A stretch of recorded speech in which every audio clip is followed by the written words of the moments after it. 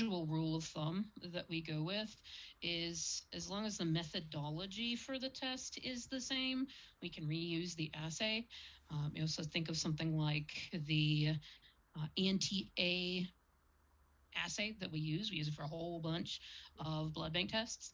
As long as we're doing it in the same way, we can just reuse it, no matter what type of order it is that I have it attached to.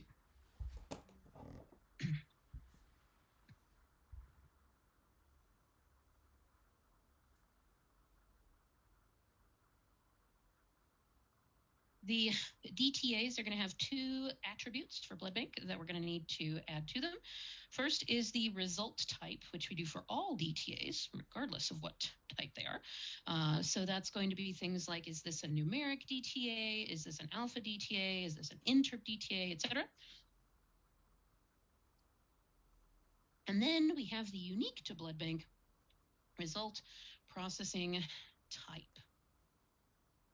A result processing type is that companion to the procedure types that we talked about earlier. It's procedure types, again, go on the orders. Result processing types go on the DTAs.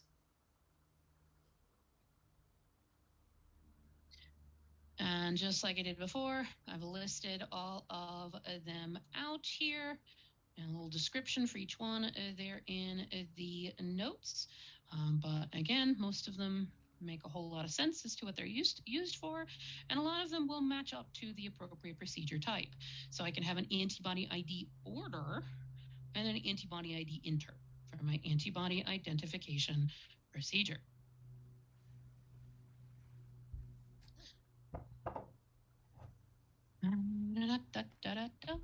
So you can read through those at your leisure if you so choose.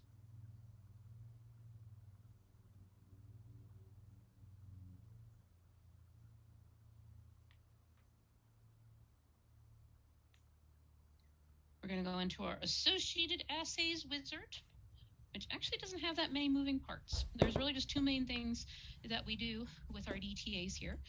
So you'll select your order up here at the top. You're going to click this Find Millennium Assay button. And you're either going to search for existing DTAs or you're going to create new DTAs. That's pretty much it. So you've got the search box here. New assay here if I need any. I give it a display and a description like everything else in my system. Give it its result type and its result processing type from the available choices.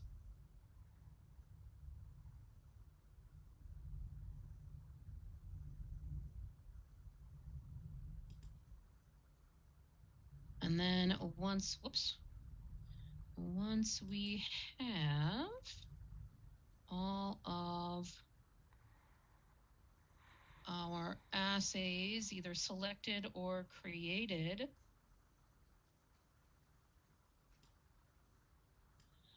we can then go back here to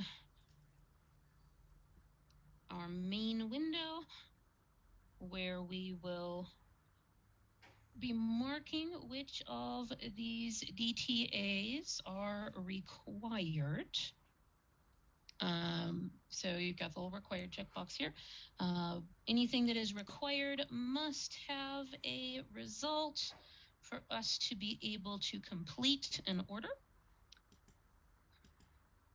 Optional DTAs are just that.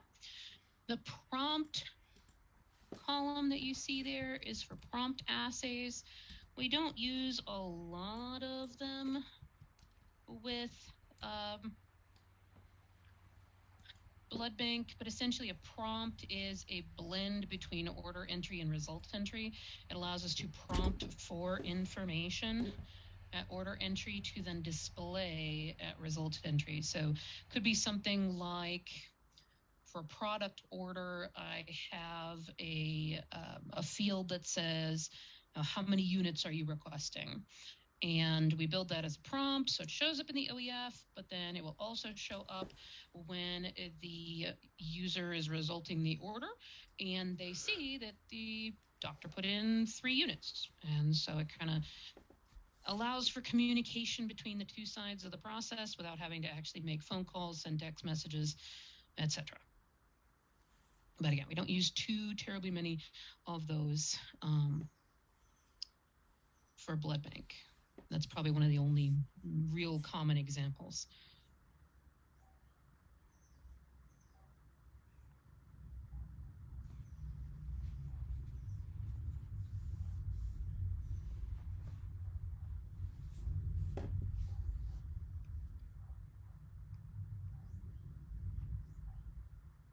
Okay.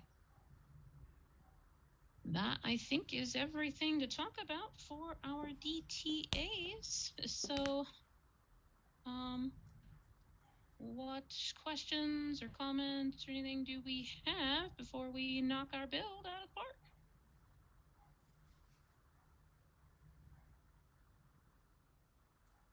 Nope. All right. Well, then you're just super duper thrilled to get started. So let's do that. We are going to be under our PathNet Blood Bank Transfusion Associated Assays Wizard.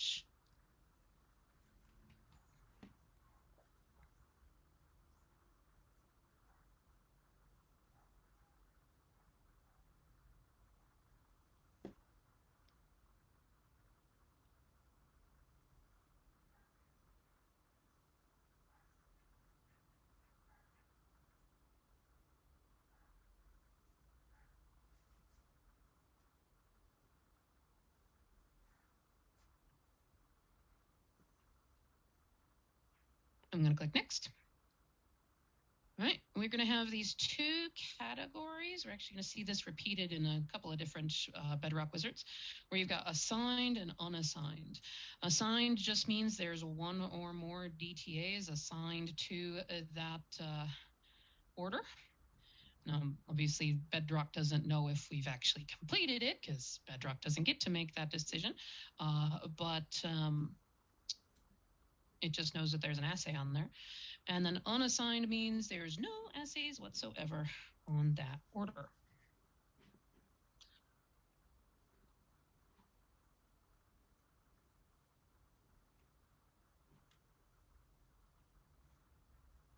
So I'm going to find my first order here. It's just my ABORH.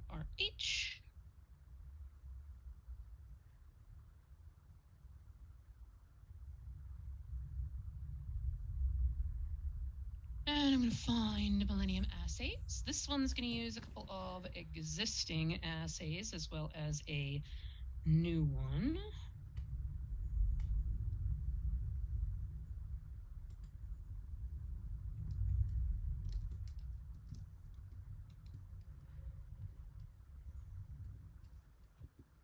Okay, Glenn, why can't we do this on core orders itself once we create it?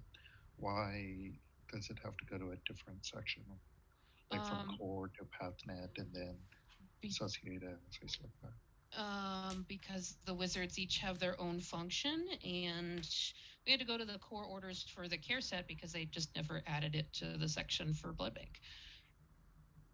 Oh, okay.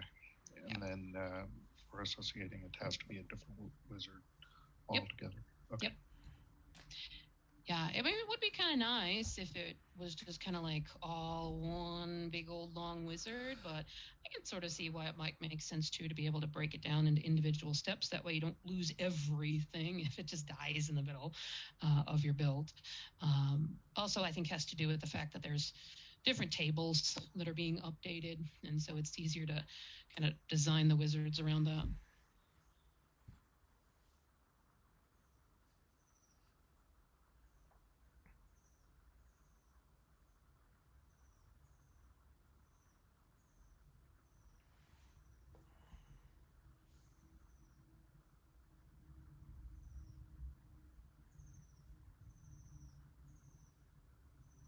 Okay, so I'm going to search first for my previous history. Enter the first assay previous history.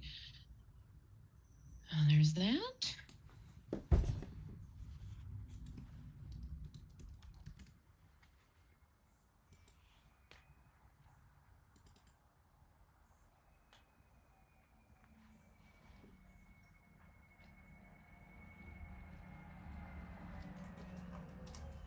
Move that on over.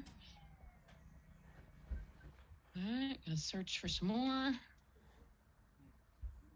I've got an anti-A, an anti-B, an anti-D, a D control.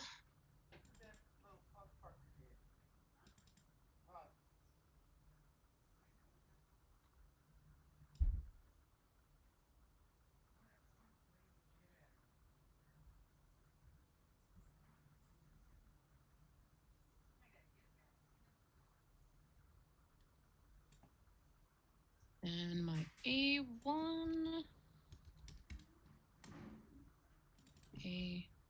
move that over. And then the B, this one's hard to find because it's literally just B for a display, but just have to do a little bit of searching through the list there.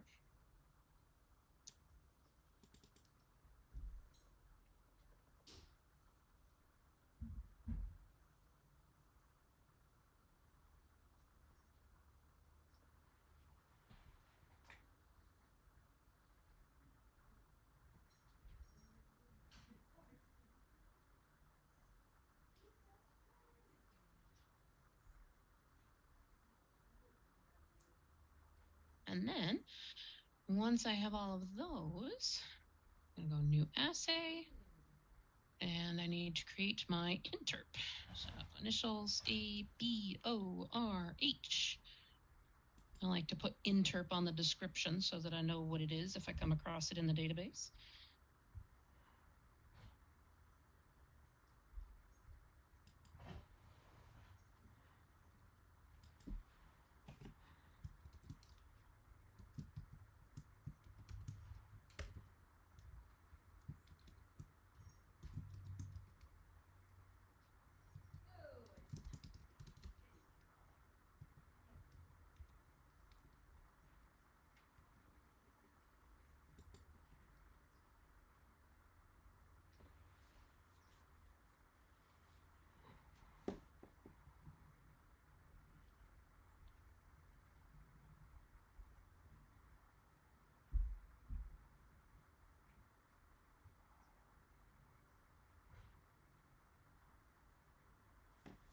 This is going to be an interp. And this one is check history and update results.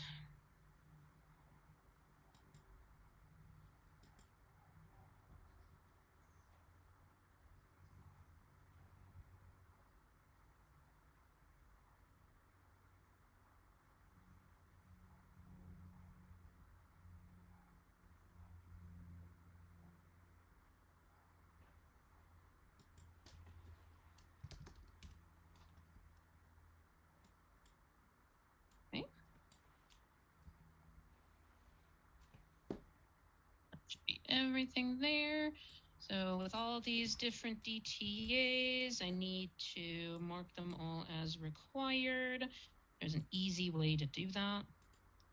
If I just right click in this required column, so right click my mouse, and there's an option here to mark all as required.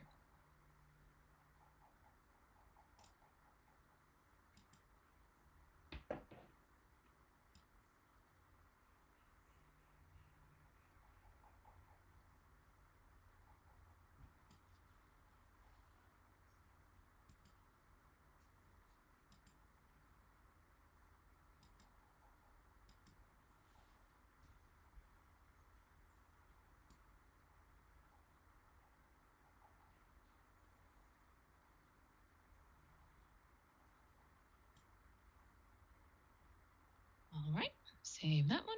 Next is my antibody ID. So this one, I'm going to find the existing panel ID.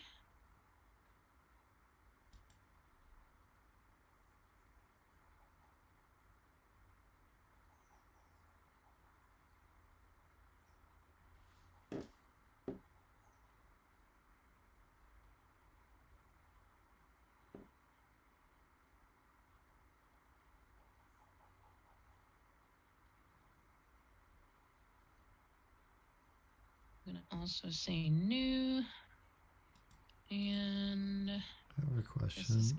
Yeah. I finished out of the wizard. How do I get? What was the name of it? It's the Associated Assays Wizard. Oh, okay. And then if you didn't get something all the way saved, but you did get some assays on there, don't forget that they will be under the assigned section.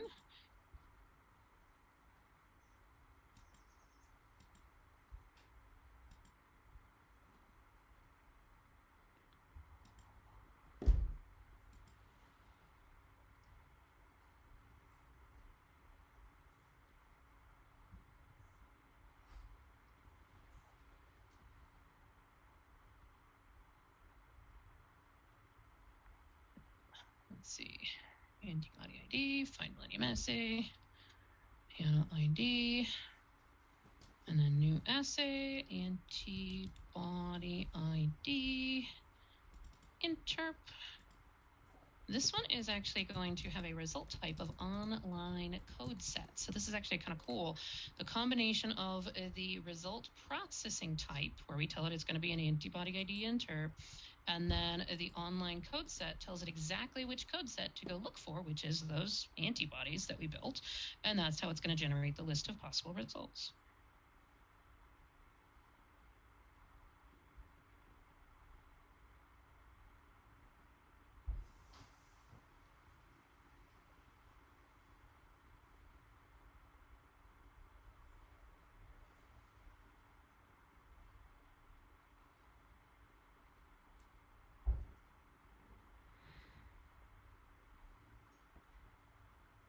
Okay.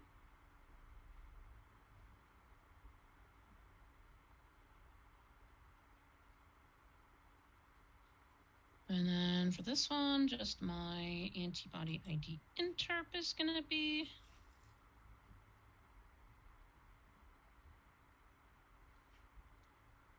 the required one here.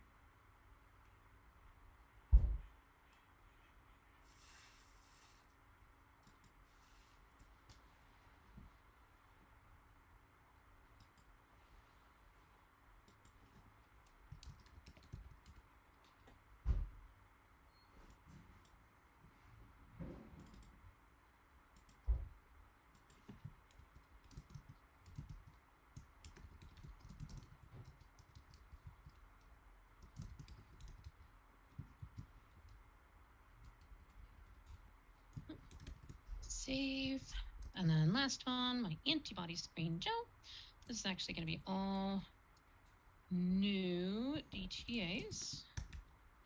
Going to be alpha, no special processing for these first three.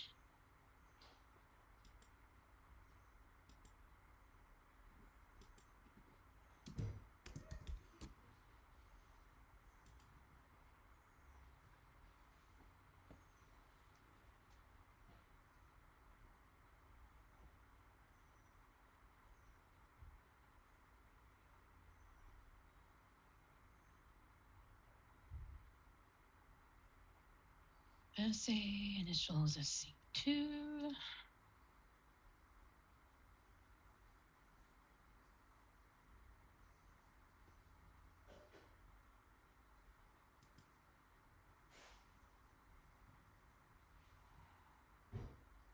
And then the last one's going to be my interp. Interpretation, AB, SC, antibody screen comp interp.